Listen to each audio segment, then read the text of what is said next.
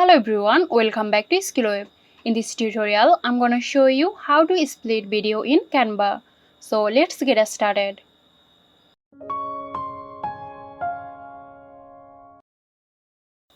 Select the video clip and position the playhead where you want to split the video. Now right click on your mouse and choose Split Page. So it will immediately split your video. It's that easy. If you found this video helpful, give us a like and subscribe to our channel for more interesting videos. This video is sponsored by Zerosoft. Zerosoft offers graphic design, UI UX design, digital marketing and web development.